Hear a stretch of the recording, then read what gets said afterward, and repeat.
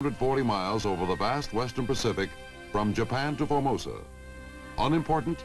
Perhaps at first glance. But Okinawa's role in today's tense world is far out of proportion to her size.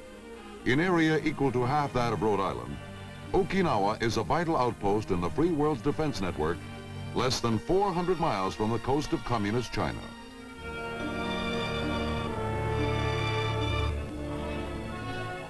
But Okinawa has not always played the important world role it plays today. For many centuries it slept, an island off the beaten track of world affairs. Feudal lords ruled over scattered straw hut villages, where life centered around two things, rice and religion. Ancestor worship was the dominant faith. Here, peaceful peasants lived and worked. And children played, with little brother or sister a perennial passenger. It was a contented culture that looked backward rather than forward for its inspiration. As such, it changed little over the centuries. Agriculture was the most important occupation. The ungenerous earth was worked by hand with ancient tools. Crops were sown by hand and harvested by hand. It was a rough, simple life. But when the crops were good and the harvest plentiful, the people were content. They lived in peace and primitive prosperity.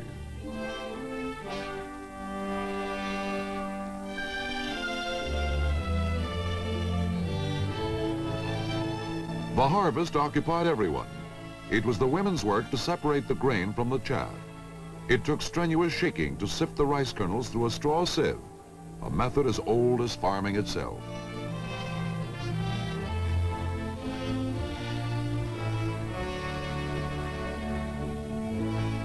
The United States first became acquainted with Okinawa when Matthew Perry landed his Asiatic expedition here in 1853. Some of his men are buried here. When Perry returned to the United States, he recommended to Congress that they annex the island, but Congress was uninterested.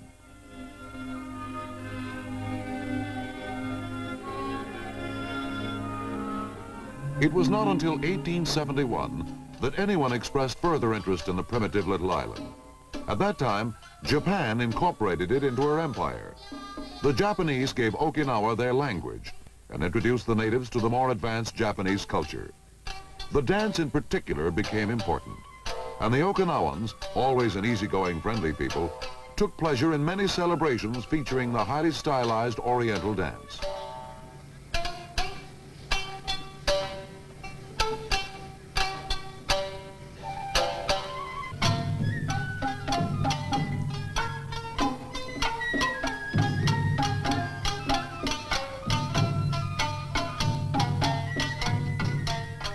However, the Japanese looked upon the island primarily as a source of agricultural supply.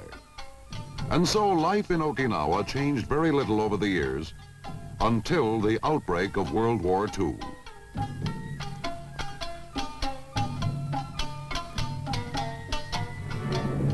Vital to the Japanese defense, Okinawa had to be taken before our main attack on Japan could succeed.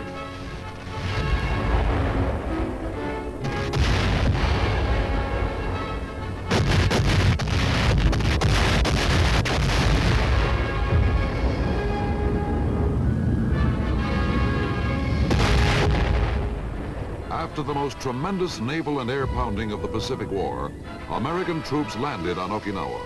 It was Easter Sunday, 1945. It was also April Fool's Day. It marked the beginning of the most bitter island battle in modern history. The Japanese defense turned out to be desperate. This was their last outpost, their last chance to blunt the American blow on Japan itself. They fought with fanatical fury.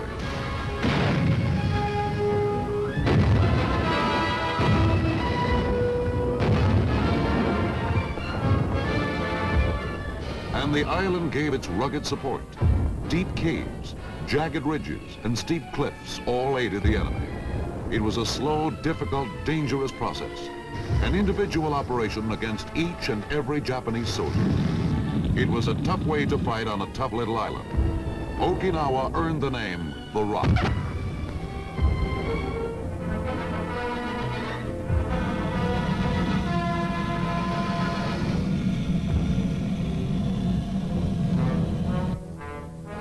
6 whole divisions took 5 full months to wrest Okinawa from Japanese control. The few prisoners taken attested to the fury of the battle. When it was finally all over, there wasn't much left standing on Okinawa.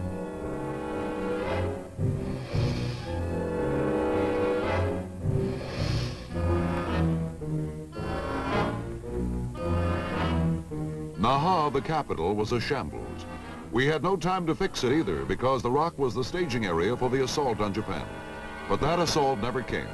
Suddenly and dramatically, the war ended. And when the Japanese surrendered, Okinawa was placed under United States jurisdiction. Okinawa, after the war, was a forlorn place.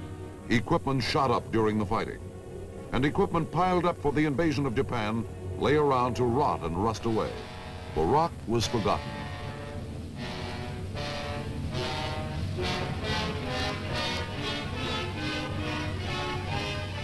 The few troops that remained lived in temporary quarters. Their primary concern was a never-ending battle with the elements. First it was dust. So much dust it darkened the sky. Then there were the typhoons. Sweeping in off the ocean, they lashed the little island with their fury, leaving behind a path of wrecked buildings and equipment.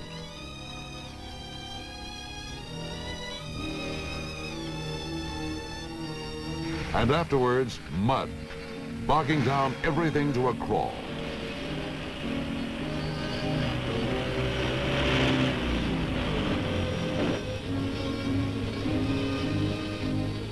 Then, in 1949, the Chinese mainland fell to the communists, and suddenly, almost overnight, the situation changed. In 1950, South Korea was invaded. Okinawa once again became strategically important. Equipment was rushed in.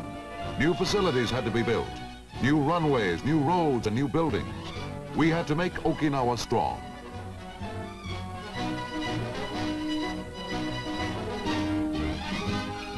Air bases came first. We needed longer runways to accommodate bigger, faster bombers. Guided by Army engineers, Okinawans pitched in with a will.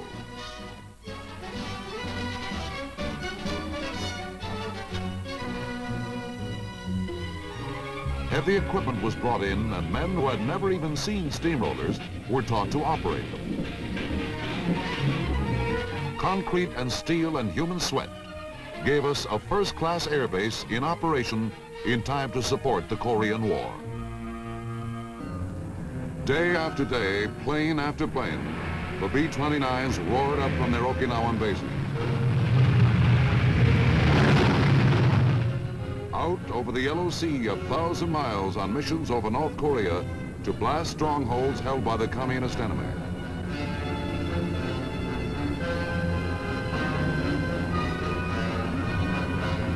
The bombers fought their war from that important little island, Okinawa.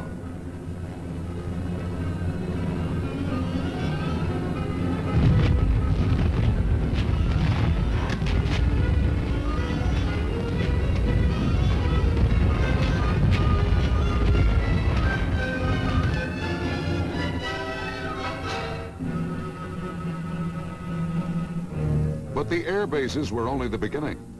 If Okinawa was going to be our primary military establishment in the Far East, a great many other things had to be accomplished too.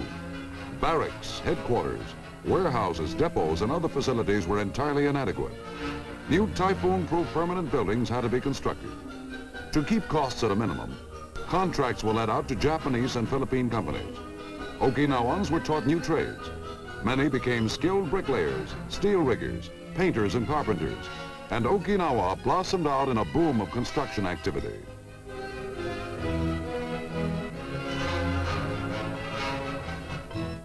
Along with the purely military construction went the development of dependence housing. Attractive suburban areas were laid out and trim modern homes constructed. Now American kids play happily among the smart new homes of the servicemen's families.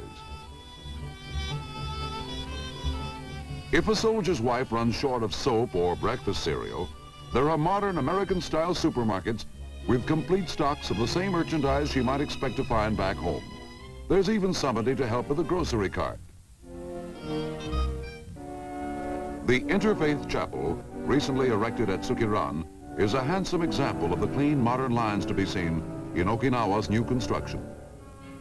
New 2- and 3-story Army barracks are complete units in themselves, with troop quarters, administration offices, supply rooms, armory and mess hall, all under one typhoon-proof roof. The new construction on Okinawa has extended to every area of activity. University buildings, hospitals, theaters, public buildings, and sports facilities all have been built to serve Americans and Okinawans alike.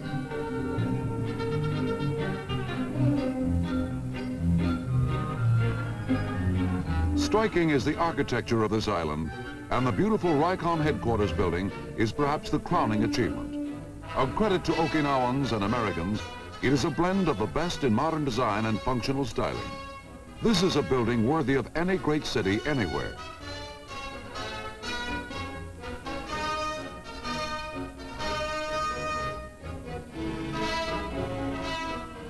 To tie in the numerous facilities spread out over the island, a modern communication and transportation system had to be constructed.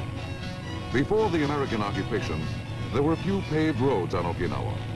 Mud and dust trails were often the only means of getting around. Heavy equipment was employed to tackle the difficult terrain, and as in all phases of the modernization program, local Okinawan labor was taught to operate it. This policy not only saved many millions of dollars to the American taxpayer, but also gave the Okinawans a degree of know-how in handling modern equipment that they never could have attained any other way.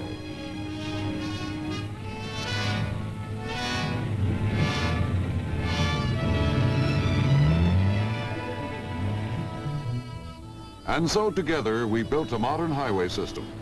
Crisscrossing the island, it serves every important military installation as well as numerous native cities and villages. All the construction on the island so far has amounted to about as big a job as building a city the size of Indianapolis from scratch, all in a few years' time. But for the troops on Okinawa, it has not been simply a question of building a base. They must stay in the peak of condition. A field problem may last the night or begin before the sun is fully up. Men attached to the Army Special Forces load their equipment aboard the submarine Tilefish for an underwater demolition exercise at a nearby island. Soldiers in these units are trained in a variety of combat skills which particularly qualify them for specialized and often hazardous duty. They are typical of the versatile military strength on Okinawa, which also includes large air and naval forces, as well as the 3rd Marine Division. This practice mission calls for a pre-dawn landing on a training beach by swimmers from Tilefish. The men are carefully briefed before the submarine departs.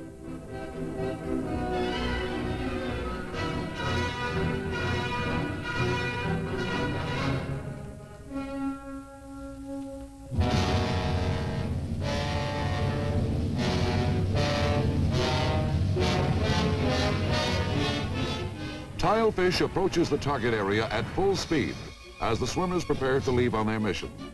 Carrying bags of explosives, wire and detonating devices, their objective is to destroy beach obstacles before a practice amphibious assault landing is carried out later in the day.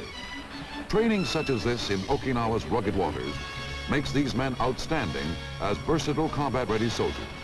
Split-second timing and physical endurance are both demanded by such strenuous assignments. Men in these units can be utilized anywhere in the Far East if an emergency requires. Into the water and into the beach, with only the fish for company.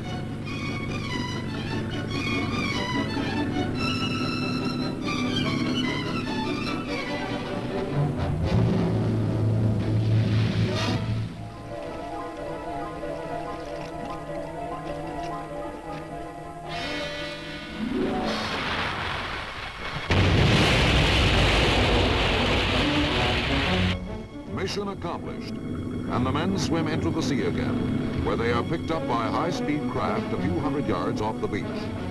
In combat, these men would help to clear the beaches of barriers which would normally impede infantry and vehicles making an amphibious landing.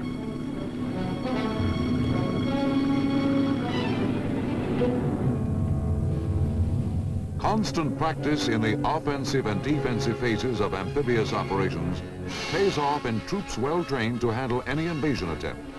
Remembering the tremendous cost of taking the island from the Japanese, we want to make it impractical for any aggressor to attempt attack. To exploit Okinawa's strategic location, major commands were moved here a few years ago from Japan. This has created a fluid force poised to move anywhere at a moment's notice. The defense of the island, then, is a primary concern. Tactical training never stops.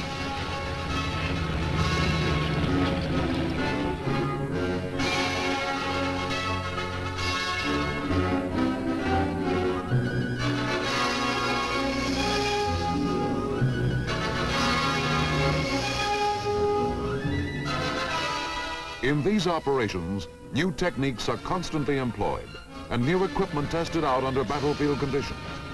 These assault vehicles offer protection to troops as they disembark.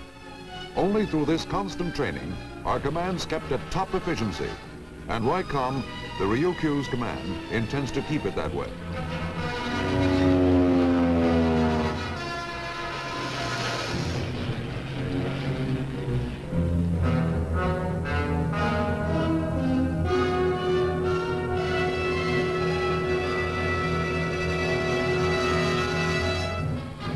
But what about the troops that are arriving on Okinawa today?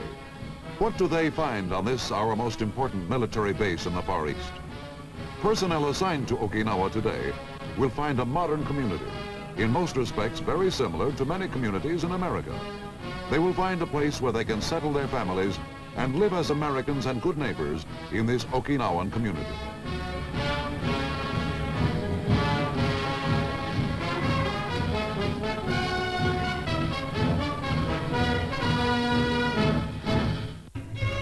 There is industry and commerce on the island now.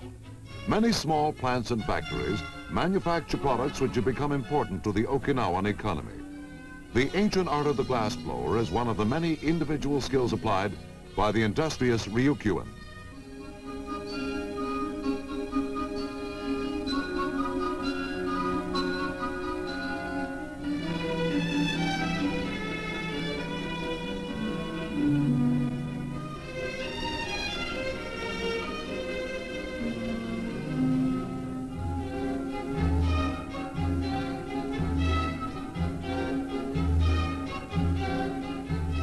Products from these small industries are used locally and for export to Japan.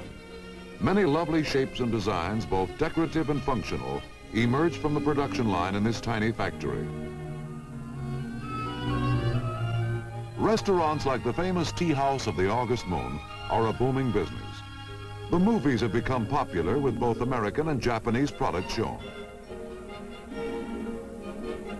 Today there is a native press, and outside the news building, Okinawans keep up with the latest world events.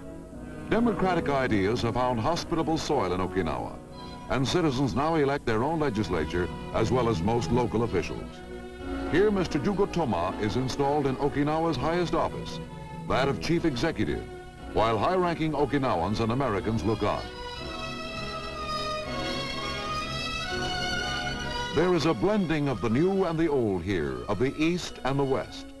Some sections of the island are reminiscent of any Oriental community with crowded streets and bustling commercial activity.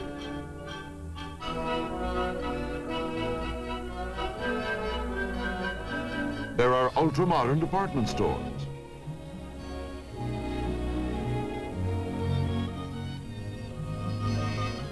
And here, halfway around the world from home, can be found all the products necessary to satisfy the wants of the American family.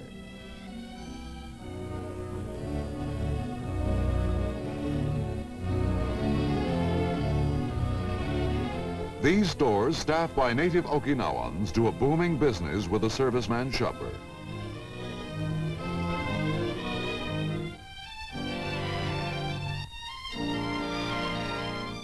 On Okinawa, there are many enlisted men's and officers' clubs.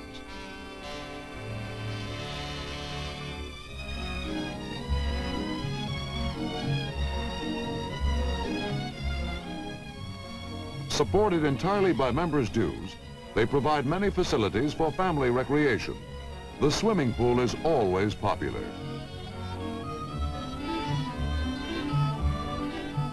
There is an excellent golf course.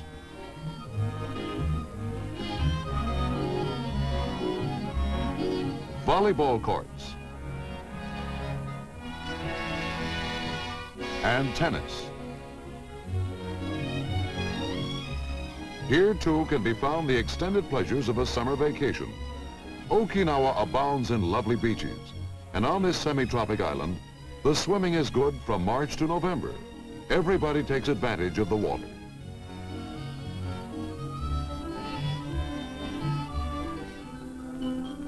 But how has all this activity affected the Okinawans? Under American guidance, the island has turned into a prosperous modern community. Agriculture is still important to the economy, and new commercial possibilities have grown from it. Over the centuries, rice straw served as material for making many articles useful to the native population. Today, these same articles have found a new popularity among Americans. A flourishing industry has developed in their manufacture and exportation. In all this, the Okinawans have learned much of Western man. They have learned new skills, discovered a higher standard of living, and enjoyed new forms of recreation. But Okinawa and its friendly people are strong on tradition. And despite the many aspects of modern life, much remains of the past. The family is still the most important unit in Okinawan society, and ancestor worship is still the dominant religion. Here, a modern family worships at the tomb of its predecessors. Here, past glories are perhaps remembered, venerable personages honored, gifts given, and prayers respectfully offered for the well-being of past and present generations.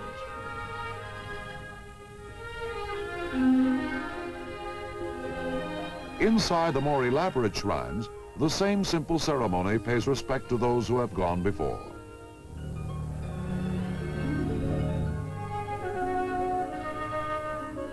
Since the American occupation of the island, the education of young Okinawans has been a project of primary importance. Consequently, more and better schools, including a university, have been constructed. When moving day arrives, the kids pitch in with a will. They are proud of their new school. Perhaps they do not realize it yet, but it will give them new opportunities. From these children will come the leaders of tomorrow, for democratic government is already a reality on Okinawa.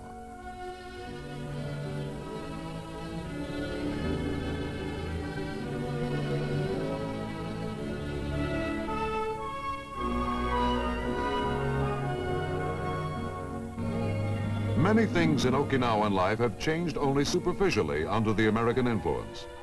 Fishing, one of the oldest industries on the island, is carried on from a fleet of fast, modern trawlers, which often travel far from the Ryukyus in search of a catch.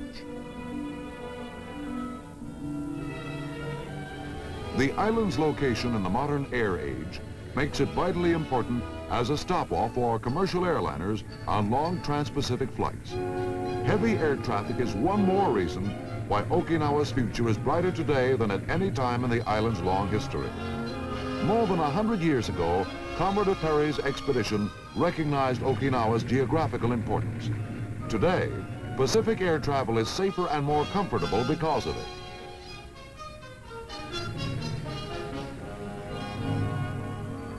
And so Okinawa is a land of contrast. Leading a modern life with hope in the future, her people still find time for the traditional pleasures and celebrations. Every year, the fishermen hold a rowing race where the skills of individual crews are pitted against each other. Crowds line the waterfront to cheer their favorites. But whoever wins, the outcome is always a wet one for the victors' rooters as they dash into the water to congratulate the winning boat, banners waving.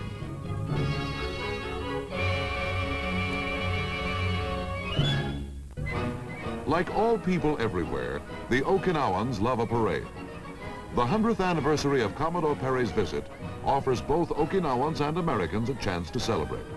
School is let out for the day, and thousands of kids parade through the streets of Naha, waving the flags of both Okinawa and the United States. Craftsmen of both nationalities test their skill in making colorful floats to dramatize the event.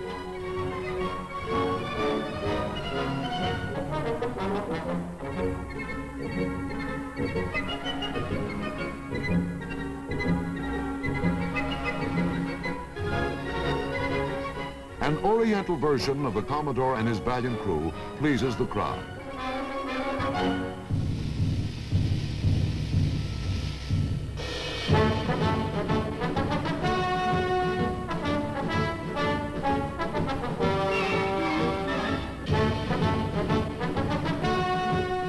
And so 100 years after Perry's visit, Okinawa's strategic location, duly noted by the Commodore, today makes the island one of our most important military assets in the Far East.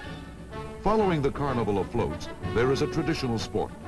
Youngsters compete in balancing the gay ceremonial banners high in the air, which takes a lot of skill and timing.